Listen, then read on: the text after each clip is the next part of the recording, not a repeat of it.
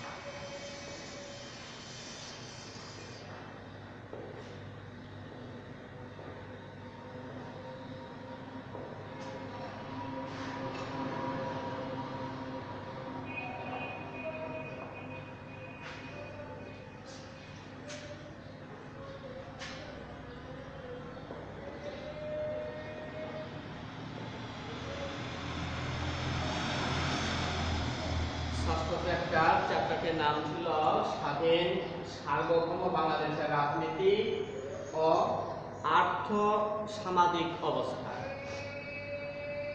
অর্থাৎ আমাদের এই সার্বভৌম বাংলাদেশের রাজনীতির যে প্রেক্ষাপট এবং তার অর্থনৈতিক ও সামাজিক যে অবস্থা ছিল তৎকালীন সময়ে, সেই বিষয়গুলি এই চ্যাপ্টারের আলোচ্য বিষয়।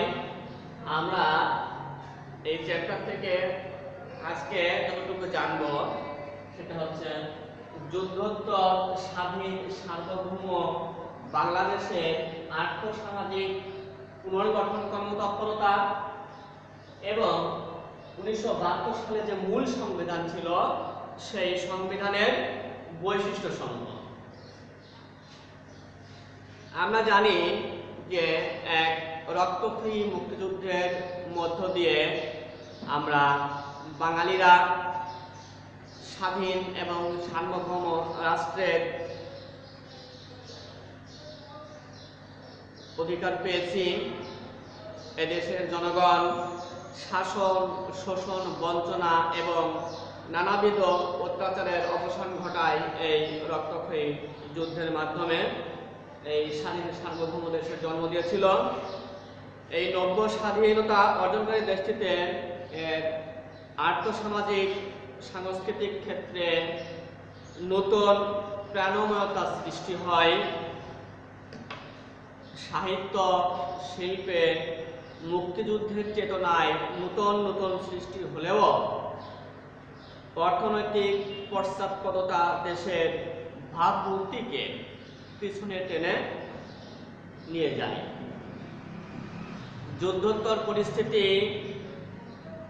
ব্যাপক ধ্বংস ও কালোবাজারিদের প্রাবল্য, সর্বোপরি বিদেশি ষড়যন্ত্র এদেশের অর্থনীতিতে একটা অস্থিরতা সৃষ্টি করে। এর অর্থনীতিকে কখনোই তারা স্থির হতে দেয়নি। এই অবস্থা থেকে উত্তরণের জন্য শেখ মুজিবুর রহমান 1972 সালের 11 জানুয়ারি বাংলাদেশ অস্থায়ী সংবিধানের আদেশ জারি করেন, যা দেশের জন্য সংবিধান তৈরি করবে এবং দেশকে সঠিক পথে নিয়ে যাবে।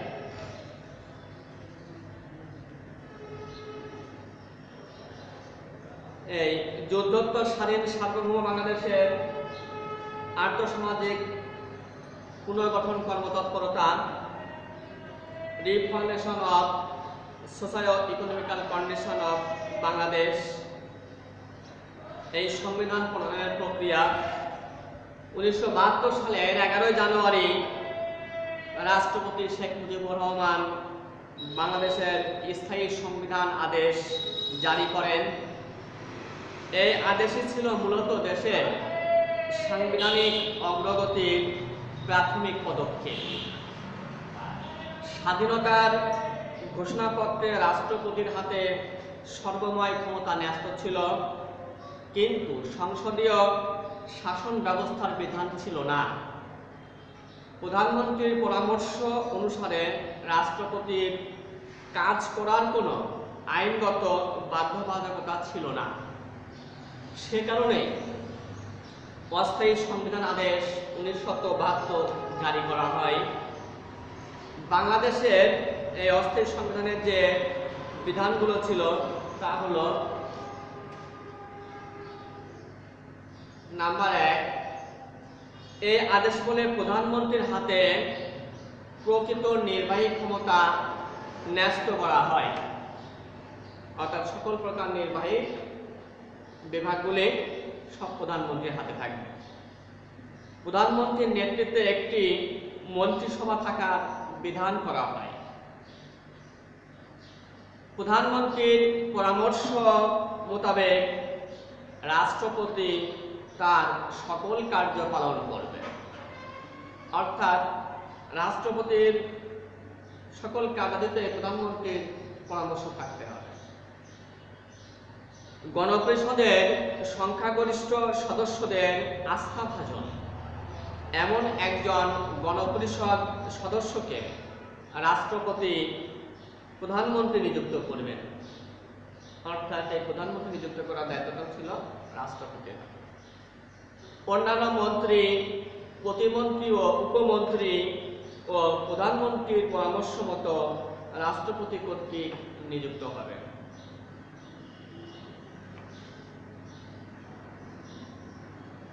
নাম্বার 6, অন্যান্য দিক দিয়ে অযোগ্য না হলে বাংলাদেশ এলাকা হতে 1970 সালের ডিসেম্বর মাসে এবং 1971 সালের জানুয়ারি ও মার্চ মাসে নির্বাচিত জাতীয় সংসদ ও প্রাদেশিক পরিষদের সদস্যদের প্রতিনিধি হিসেবে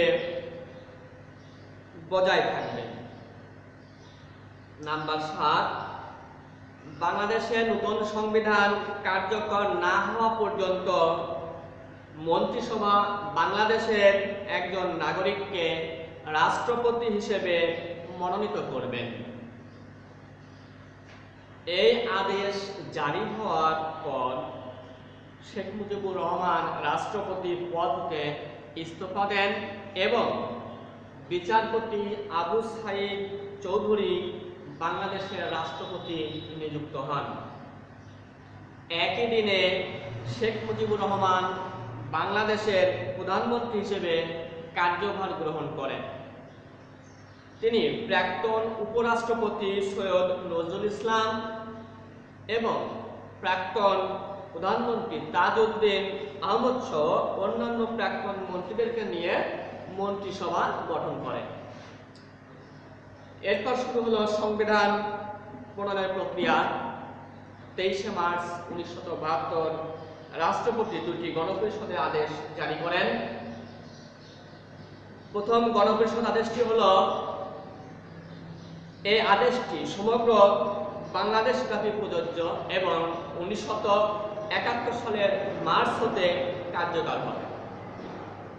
নাম্বার 2, এই আদেশ বলে বাংলাদেশ এলাকা হতে 1970 সালের ডিসেম্বর মাসে এবং 1971 সালের জানুয়ারি ও মার্চে নির্বাচিত জাতীয় পরিষদ সদস্য ও প্রাদেশিক পরিষদের সদস্যগণকে নিয়ে গণপরিষদ গঠনের কথা ঘোষণা করা হয়। নাম্বার 3, গণপ্রজাতন্ত্রী বাংলাদেশের জন্য একটি স্থায়ী ও পূর্ণাঙ্গ সংবিধান প্রণয়নের দায়িত্ব এই গণপরিষদের ওপর ন্যস্ত করা হয়। প্রধানমন্ত্রীর পরামর্শ অনুযায়ী রাষ্ট্রপতি গণপরিষদের অধিবেশন আহ্বান ও স্থগিত এবং ভেঙে দিতে পারেন। নাম্বার 5, গণপরিষদ শীঘ্রই একজন স্পিকার ও একজন ডেপুটি স্পিকার নির্বাচন করবে। নাম্বার 6, স্পিকার ও ডেপুটি স্পিকার নির্বাচিত না হওয়া পর্যন্ত রাষ্ট্রপতি গণপরিষদের অধিবেশন উদ্বোধন করবেন এবং স্পিকারের দায়িত্ব পালন করবেন। দ্বিতীয় গণপরিষদ আদেশটি ছিল নিম্নরূপ: এই আদেশ মোতাবেক যদি কোনো গণপরিষদ সদস্য তার রাজনৈতিক দল হতে পদত্যাগ করেন কিংবা উক্ত রাজনৈতিক দল হতে বহিষ্কৃত হন, তাহলে তার গণপরিষদ সদস্য পদটি বাতিল হয়ে যাবে।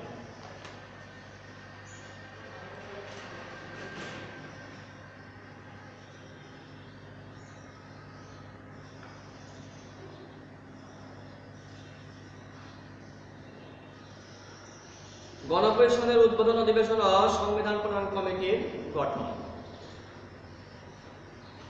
9 এপ্রিল 1972 আওয়ামী লীগ পার্লামেন্টারি শেখ মুজিবুর রহমানকে গণপরিষদের দলীয় নেতা ও সৈয়দ নজরুল ইসলামকে উপনেতা নির্বাচন করে পরের দিন 10 এপ্রিল 1972 রাষ্ট্রপতি গণপরিষদের উদ্বোধনী অধিবেশন আহ্বান করলেন এবং সেই মোতাবেক উদ্বোধনী অনুষ্ঠানে শাহ আব্দুল হামিদ ও মোহাম্মদ উল্লাহ বিনা প্রতিদ্বন্দ্বিতায় গণপরিষদের স্পিকার ও ডেপুটি স্পিকার নির্বাচিত হন। প্রায় 414 জন সদস্য অধিবেশনে উপস্থিত ছিলেন।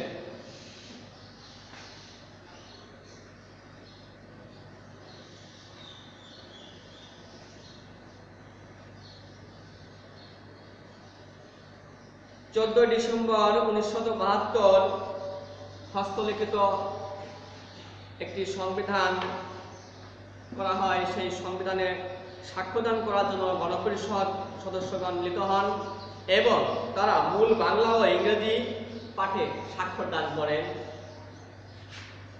এই সংবিধান 16 ডিসেম্বর 1972 বলবৎ হয় এবং এই তারিখতে গণপরিষদ ভেঙে দেওয়া হয়। 17 ডিসেম্বর 1972 সংবিধানের অধীনে প্রধানমন্ত্রী শেখ মুজিবুর রহমান এবং তার মন্ত্রিসভার 21 জন সদস্য শপথ গ্রহণ করেন। এই 1972 সালের সংবিধানের যে মূল বৈশিষ্ট্য ছিল: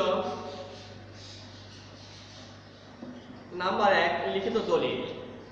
বাংলাদেশের 1972 সালের মূল সংবিধান একটি লিখিত দলিল। এতে শাসন ব্যবস্থার নিয়ম নীতিগুলো বিস্তারিতভাবে লিপিবদ্ধ রয়েছে। 153টি অনুচ্ছেদে এই সংবিধান 11টি ভাগে বিভক্ত। তাছাড়া ইহাতে একটি প্রস্তাবনা ও 4টি তফসিল রয়েছে। নাম্বার 2, দুষ্পরিবর্তনীয় সংবিধান। এটি একটি দুষ্পরিবর্তনীয় সংবিধান। এর সংশোধনের জন্য একটি বিশেষ পদ্ধতি রয়েছে, তবে তা খুব বেশি জটিল নয়।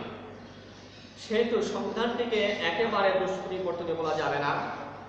যেমন, সংসদের মোট সদস্য সংখ্যার 2/3 সদস্যদের ভোটে সংশোধনী বিল গৃহীত হলে এবং এরূপ গৃহীত বিল রাষ্ট্রপতির সম্মতির জন্য পেশ করলে রাষ্ট্রপতি যদি 7 দিনের মধ্যে সম্মতি দেন, তাহলে উক্ত সংশোধনীটি আইনে পরিণত হবে। নাম্বার 3, রাষ্ট্র পরিচালনার মূলনীতি। এই মূল সংবিধানের ভাগে রাষ্ট্র পরিচালনার মূলনীতি সমূহ বর্ণনা করা হয়। জাতীয়তাবাদ, গণতন্ত্র, সমাজতন্ত্র ও ধর্মনিরপেক্ষতা এ দুটি মূলনীতিকে পরবর্তীকালে সংশোধন করে সমাজতন্ত্রের স্থলে অর্থনৈতিক ও সামাজিক ন্যায় বিচার এবং ধর্মনিরপেক্ষতার স্থলে আল্লাহর প্রতি আস্থা ও বিশ্বাস হিসেবে পরিবর্তন করে প্রতিস্থাপন করা হয়েছে। মৌলিক অধিকার। মূল সংবিধানের গৌরবময় দিক হল মৌলিক অধিকারের নিশ্চয়তা বিধান করা, নাগরিকদের ব্যক্তিত্ব বিকাশের পথ উন্মুক্ত করার তাগিদে কতগুলো মৌলিক অধিকার এই সংবিধানে লিপিবদ্ধ করা হয়েছিল। যেমন সাম্যের অধিকার, চলাফেরা করার অধিকার, সভা সমিতির অধিকার, চিন্তা ও বিবেকের অধিকার, বাক স্বাধীনতার অধিকার, সম্পত্তির অধিকার, স্বাধীনতার ধর্মীয় যে স্বাধীনতা তার অধিকার প্রভৃতি। এ সমস্ত আবশ্যক স্বাভাবিক মানবিক অধিকারগুলো এই সংবিধানের অন্তর্ভুক্ত করা হয়েছিল। একক কেন্দ্রিক রাষ্ট্র। সংবিধান অনুযায়ী বাংলাদেশে একটি এককেন্দ্রিক গণতান্ত্রিক রাষ্ট্ররূপে পরিগণিত হয়। সমস্ত ক্ষমতা কেন্দ্রীয় সরকারের হাতে ন্যস্ত করা হয়। নাম্বার 7, এক কক্ষ বিশিষ্ট আইনসভা। সংবিধান দেশের জন্য এক কক্ষ বিশিষ্ট আইনসভার বিধান করা হয়। জাতীয় সংসদের মোট সদস্য সংখ্যা হবে 315 জন। 300টি সাধারণ আসন জনগণের প্রত্যক্ষ ভোটে নির্বাচিত সদস্য দ্বারা পূরণ করা হবে এবং মহিলাদের জন্য 15টি সংরক্ষিত আসন রাখা হয়, যা সংসদ সদস্যদের ভোটের মাধ্যমে নির্বাচিত হবে। পরে এই সদস্য সংখ্যা বৃদ্ধি করে 30 উন্নীত করা হয় এবং 15 বছরের জন্য 30 জন মহিলা সদস্য নির্বাচনের বিধান করা হয়। পার্লামেন্টারি বা সংসদীয় পদ্ধতির সরকার ও পার্লামেন্টের প্রাধান্য। সংবিধান অনুযায়ী বাংলাদেশের মন্ত্রিপরিষদ শাসিত সরকারের প্রবর্তন করা হয়। রাষ্ট্রপ্রধান হবেন নিয়মতান্ত্রিক প্রধান এবং মন্ত্রিপরিষদ সহ প্রধানমন্ত্রী হবে প্রকৃত শাসক এবং সরকার প্রধান।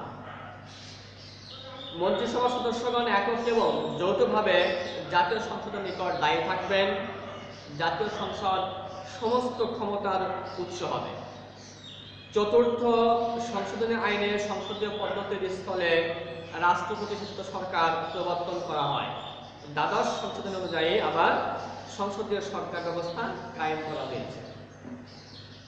বিচার বিভাগের স্বাধীনতা। সংবিধান বিচার বিভাগের স্বাধীনতা নিশ্চিত করা হয়। সংবিধান মোতাবেক বাংলাদেশের একটি সর্বোচ্চ বিচার আদালত স্থাপনের ব্যবস্থা করা হয়।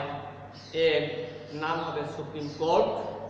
এই সুপ্রিম কোর্টকে নাগরিক অধিকার রক্ষা করা ও সংবিধানের প্রাধান্য নিশ্চিত করার দায়িত্ব দেওয়া হয়। গণতন্ত্রের মাধ্যমে সমাজতন্ত্র।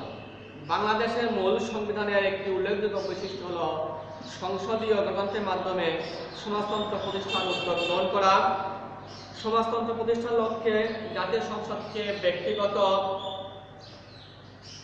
মালিকানা জাতীয়করণ করার অবাধ ক্ষমতা দেওয়া হয়। নাম্বার 10,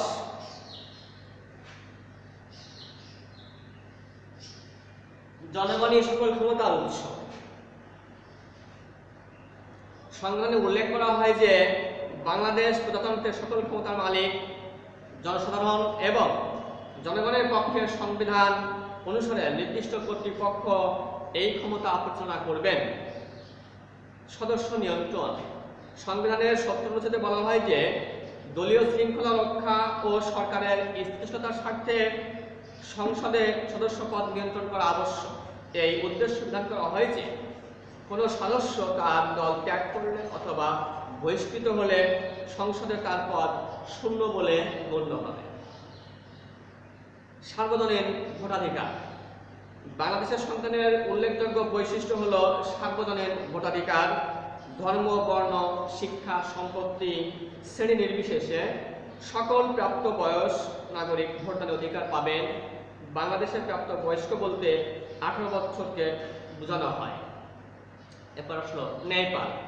মূল সংবিধানের বিশেষত্ব হল ন্যায়পালের পদ প্রবর্তন করা। ন্যায়পাল সরকারি যে কোনো কর্তৃপক্ষের কাজ সম্পর্কে নিরপেক্ষ তদন্ত করতে পারবেন বলে বিধান করা হয়।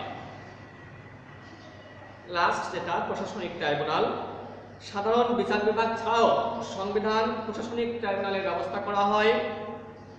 সরকারি কর্মচারীদের নিয়োগ, বদলি, বরখাস্ত, পদোন্নতি ও দণ্ড ও কর্মের মেয়াদ এবং রাষ্ট্রোক্ত উদ্যোগ ও সম্পত্তি পরিচালনা এবং ব্যবস্থাপনা সম্পর্কিত বিষয়ের সমূহের উপর প্রশাসনিক ট্রাইব্যুনালের এখতিয়ার থাকতে বলে বিধান দেওয়া হয়। এই ছিল মোটামুটি আমাদের 1972 সালের মূল সংবিধানের যে বৈশিষ্ট্য, যেটি 1972 সালে প্রদান করা হয়। আমরা এই সংবিধান অনুসারে চলি। পরবর্তীতে আবারও এই সংবিধানের কিছু পরিবর্তন আসছে। যাই হোক, তোমরা মোটামুটি যেটুকু পড়ানো হলো বাসায় একটু মনে দেখবে, এই সংবিধানের বৈশিষ্ট্য মুখস্থ করার চেষ্টা করবেন। কোথাও বুঝতে সমস্যা হলে আমাদেরকে ফোনে যোগাযোগ করো। ধন্যবাদ সকলকে।